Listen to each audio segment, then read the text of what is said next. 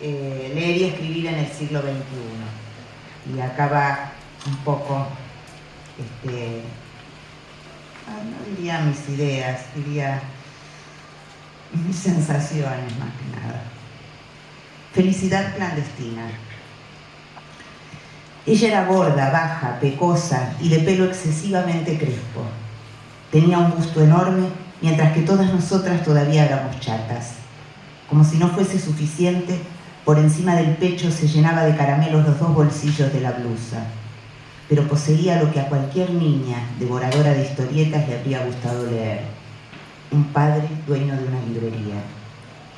No lo aprovechaba mucho y nosotras todavía menos. Incluso para los cumpleaños, en vez de un librito barato, por lo menos, nos entregaba una postal de la tienda del padre. Pero qué talento tenía para la crueldad. Mientras chupaba caramelos, toda ella era pura venganza. Conmigo ejerció el sadismo con una serena ferocidad. En mi ansiedad por leer, yo no me daba cuenta de las humillaciones que me imponía.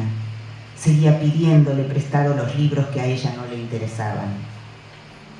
Hasta que le llegó el día magno de empezar a infligirme una tortura china.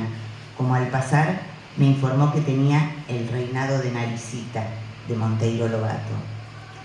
Era un libro gordo, válgame Dios. Era un libro para quedarse a vivir con él, para comer, para dormir con él, y totalmente por encima de mis posibilidades. Me dijo que si al día siguiente pasaba por la casa de ella, me lo prestaría. Hasta el día siguiente, de alegría, yo estuve transformada en la misma esperanza. No vivía, flotaba lentamente en un mar suave. Las olas me transportaban de un lado a otro. Literalmente corriendo, al día siguiente fui a su casa. No vivía en un apartamento como yo, sino en una casa. No me hizo pasar. Con la mirada fija en la mía, me dijo que le había prestado el libro a otra niña y que volviera a buscarlo al día siguiente. Boquiabierta, yo me fui despacio, pero al poco rato empecé a saltar. La esperanza había vuelto a apoderarse de mí por completo. Me guiaba la promesa del libro. Llegaría el día siguiente. Los siguientes serían después mi vida entera. Pero las cosas no fueron tan sencillas. El plan secreto de la hija del dueño de la librería era sereno y diabólico.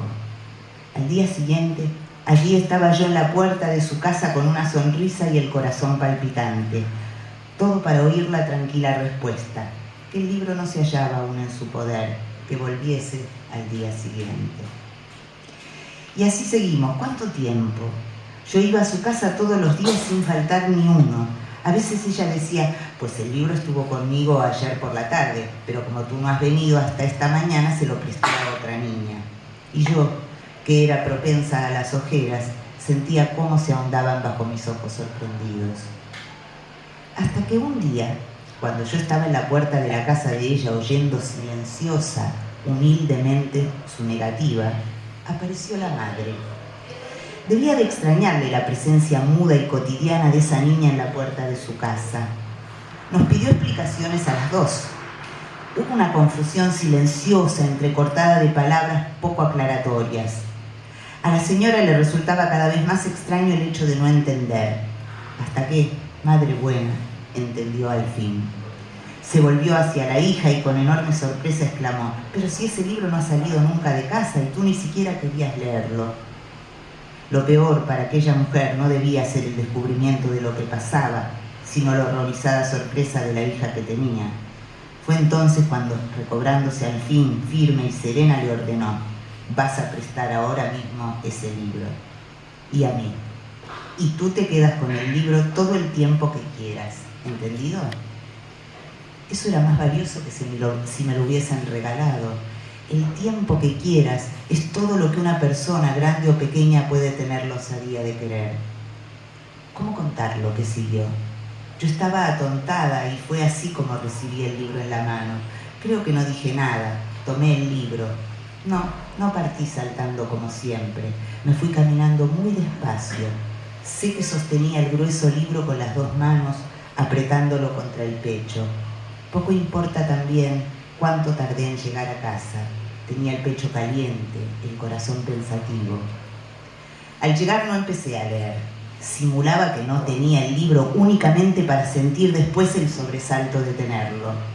Horas más tarde lo abrí, leí unas líneas maravillosas, volví a cerrarlo, me fui a pasear por la casa, lo postergué más aún yendo a comer pan con mantequilla. Fingía no saber dónde había guardado el libro, lo encontraba, lo abría por unos instantes, creaba los obstáculos más falsos para esa clandestina, esa cosa clandestina que era la felicidad. Para mí la felicidad siempre había de ser clandestina, era como si yo lo presintiera. Cuánto me demoré, vivía en el aire, había en mí orgullo y pudor. A veces me sentaba en la hamaca para balancearme con el libro abierto en el regazo, sin tocarlo, en un éxtasis purísimo. No era más una niña con un libro, era una mujer con su amante.